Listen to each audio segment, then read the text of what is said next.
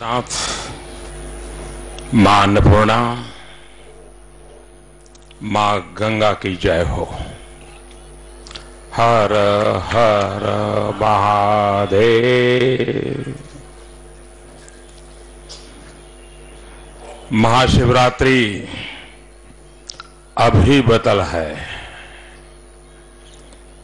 अब आप सब लोग रंग भरी एकादशी और होली मनाई, हमारी शुभकामना है। ये मेरा सौभाग्य है कि आज काशी विश्वनाथ धाम जिस सपनों को लंबे अरसे से मन में संजोया हुआ था,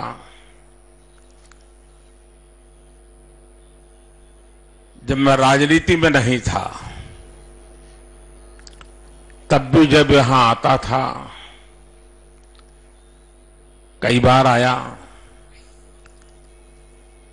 लेकिन लग रहा था कि हाँ कुछ करना चाहिए, होना चाहिए। लेकिन पता नहीं, शायद भोले बाबा ने तय किया होगा कि बेटे बातें बहुत करते हो, आओ इधर करके दिखाओ। और शायद भोले बाबा का आदेश कहो, आशीर्वाद कहो कि आज वो सपना साकार होने का शुभारंभ हो रहा है। ये काशी विश्वनाथ धाम एक प्रकार से ये भोले बाबा की मुक्ति का पर्व है कि ऐसे जकड़ा हुआ था हमारा बाबा, चारों तरफ दीवारों में फंसा हुआ था। शायद पता नहीं कितनी सदियों तक सांस लेने भी दिक्कत रही होगी। अब पहली बार अगल बगल की कई इमारतों को एक्वायर किया गया।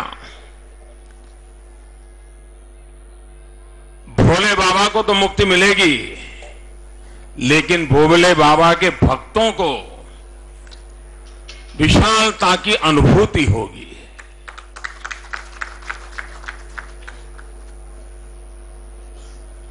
मैं सबसे पहले सरकारी मुलाजिम तो मैंने बहुत देखे हैं, क्योंकि कई वर्षों तक मुख्यमंत्री रहा हूं, और जब सरकार कोई काम दे तो सरकार के मुलाजिम उसको पूरा करने के लिए प्रयास भी करते हैं। लेकिन मुझे आज गर्व के साथ कहना है कि योगी जी ने यहां जिन अफसरों की टीम लगाई है, वो पूरी टीम एक प्रकार से भक्ति भाव से इस काम में लगी है, सेवा भाव से काम में लगी है, दिन रात इसको पूरा करने के लिए। क्योंकि इतनी सारी प्रॉपर्टीज एक्वायर करना, सबको समझाना, सबको साथ लेना, लोगों को भी समझाना, विरोधी और झूठ फैलाने वाले लोगों को भी काटना, उनकी बातों को काटना, बड़ा कठिन काम था। और किसी भी हालत में इस प्रोजेक्ट को राजनीति का जरा सा भी रंग न लग जाए, इसकी पूरी चिंता करना, ये सारा काम अफसरों की टोली ने किया है। मैं सबसे पहले आज एक उत्तम काम शुरू हो रहा है, उनको अनेक अनेक अभिनंदन देता हूं, उनका धन्यवाद करता हूं।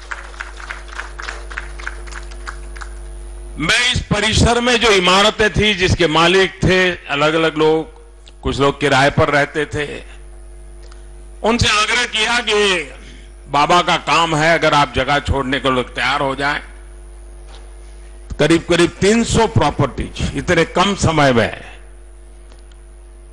और दो चार लोगों की तरफ से रुकावट आने के बावजूद भी जिस प्रकार से साथ और सहयोग दिया, सरकार की हर बात पे भरोसा किया, और अपनी इस बहुमूल्य जगह को छोड़ करके बाबा के चरणों में समर्पित कर दी। शायद मैं समझता हूं ये सबसे बड़ा दान ये परिसर में पहले रहने वाले लोगों ने किया है, और इसलिए मैं उनका भी यहां के सांसद के रूप में हृदय से बहुत बहुत आभार व्यक्त करता हूं, अभिनंदन करता हूं कि उन्होंने इस काम को अपना काम मान करके हमारा सहयोग किया और ये सपना पूरा हो रहा है। कितने सदियों से ये स्थान दुश्मनों के निशाने पर रहा, कितनी बार ध्वस्त हुआ, कितनी बार अपने अस्तित्व के बिना जिया, लेकिन यहां की आस्था ने उसको पुनर्जन्म दिया, पुनर्जीवित दिया, पुनर्चेतना दी, और यह क्रम सदियों से चलता आ रहा। जब महात्मा गांधी यहां आए थे तो उनके मन में भी एक पीड़ा थी कि भोले बाबा का स्थान ऐसा क्यों। उन्होंने भी बीएचयू में अपनी बात बताते समय इस पीड़ा को व्यक्त करने से रोक नहीं पाए थे। उसको भी कुछ समय के बाद शायद 100 साल हो जाएंगे उनकी बात को। अहल्या देवी ने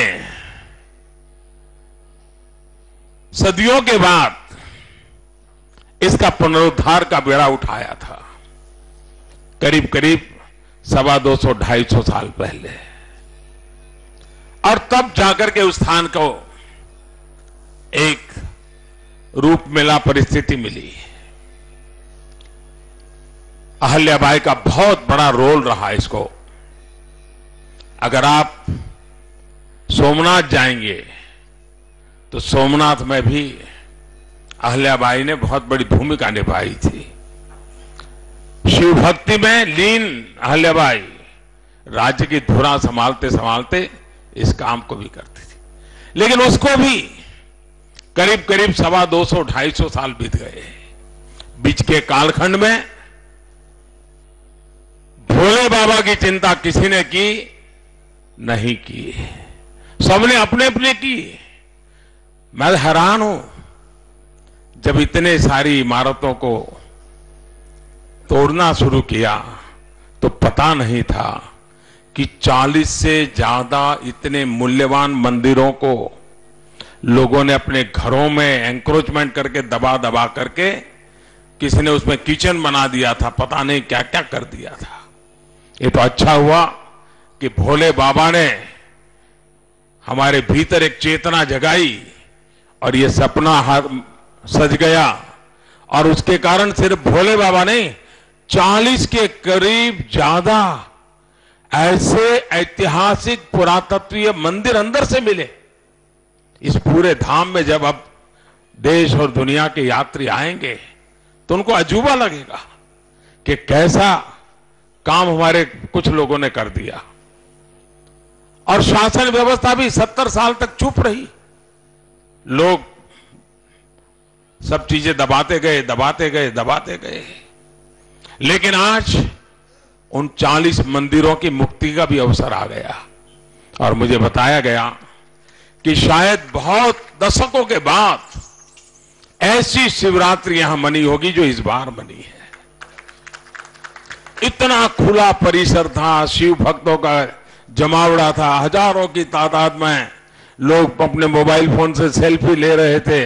आप सोशल मीडिया में देखिए इस परिसर की तस्वीरें लाखों की तादाद में आज दिख रही है। एक सपना था, और आप देख रहे हैं यहां जो मॉडल रखा है और ये फिल्म में जो आप देख रहे हैं, अब मां गंगा के साथ भोले बाबा का सीधा संबंध जोड़ दिया है। गंगा से हम सीधे स्नान करके भोले बाबा के चरणों में आकर के सर झुका सकते हैं। ये काशी विश्वनाथ महादेव, ये भोले बाबा का स्थान करोड़ों करोड़ों देशवासियों की आस्था का स्थान है। लोग काशी आते हैं, उसका मूल कारण काशी विश्वनाथ महादेव के प्रति अपार श्रद्धा है। उस आस्था को बल मिलेगा, हमारे मंदिरों की रक्षा कैसे हो, व्यवस्था कैसे हो, उसका एक मॉडल तैयार होगा। पुरातत्वीय चीजों को बचाए रखते हुए, उसकी आत्मा को वैसे ही बरकरार रखते हुए आधुनिकता कैसे लाई जा सकती है, व्यवस्थाएं आधुनिक कैसे बनाई जा सकती है, इसका एक बहुत ही अच्छा मिलन इस परिसर के निर्माण कार्य में दिखाई देगा। ये काशी विश्वनाथ धाम, काशी विश्वनाथ मंदिर के आसपास का पूरा परिसर के रूप में जाना जाएगा और गंगा मां तक हमें ये परिसर ले जाएगा। ये धाम हमें मां गंगा से जोड़ेगा। इससे पूरे विश्व में काशी की एक नई पहचान बनने वाली है। 250-250 साल के बाद शायद इस परमात्मा ने मेरे ही नसीब में लिखा था इस कार्य के लिए, और इसीलिए शायद जब हम 2014 में चुनाव के लिए आया था तो ऐसे ही मेरे भीतर से एक आवाज निकली थी, मैं आया नहीं हूं, मुझे बुलाया है। और आज मुझे लगता है कि जो बुलावा था वो ऐसे ही कामों के लिए था और इन कामों को पूरा करने का संकल्प फिर एक बार बहुत प्रबल हुआ है, बहुत मजबूत हुआ है कि जितना ज्यादा, और ये सिर्फ काशी वासियों के जीवन से जुड़ा नहीं है, देशवासियों से जुड़ा हुआ है। मैं तो बनारस हिंदू यूनिवर्सिटी से भी आग्रह करूंगा कि इस पूरे काशी विश्वनाथ धाम के निर्माण का जो कंसेप्ट है, किस प्रकार से इसको आगे बढ़ाया गया, प्रॉपर्टी कैसे एक्वायर की गई, लोगों ने कैसे सहयोग दिया, एक केस स्टडी के रूप में यूनिवर्सिटी ने काम करना चाहिए। और एक तरफ ये धाम का निर्माण होता चले और काशी विश्व हिंदू यूनिवर्सिटी हमारी इस रिसर्च काम को भी साथ साथ करे, ताकि जब इस काम पूरा होगा तो एक ऐसा वॉल्यूम हम दुनिया के सामने दे पाएंगे कि एक परिसर को कैसे बनाया गया, धाम का निर्माण कैसे किया गया, कैसे कैसे लोगों का इसका इन्वॉल्वमेंट रहा, और एक बहुत अच्छा डॉक्यूमेंटेशन इससे बन सकता है। शास्त्रोक्त रूप से जिन जिन बातों का ध्यान रखना चाहिए, इसमें रत्ती भर भी कॉम्प्रोमाइज नहीं किया है।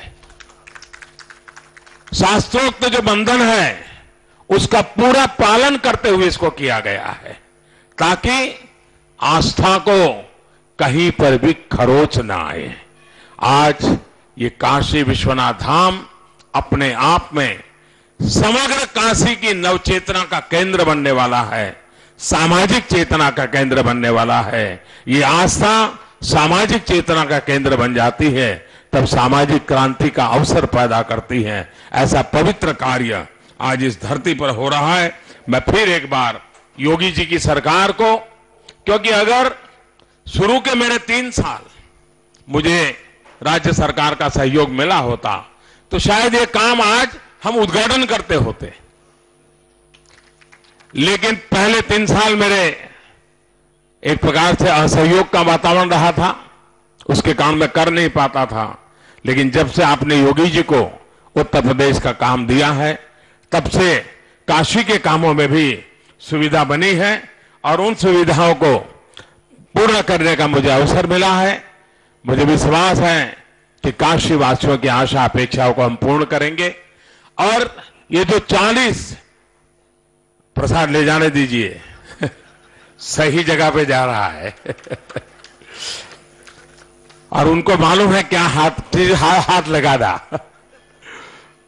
तो हम लोग ये जो 40 मंदिर प्राप्त हुए हैं उसको भी उसी प्रकार से संभालेंगे, उसका भी महात्म्य बड़े इसकी व्यवस्था करेंगे।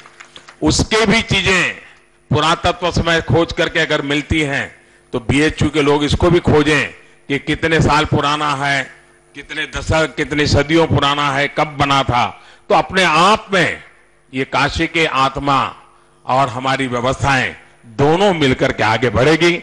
मैं फिर एक बार बाबा के धाम में, बाबा के चरणों में अपना सर झुका करके काशीवासियों के आशीर्वाद के साथ इस पवित्र कार्य का आज आरंभ हो रहा है। मेरे साथ बोलिए हर हर महादेव।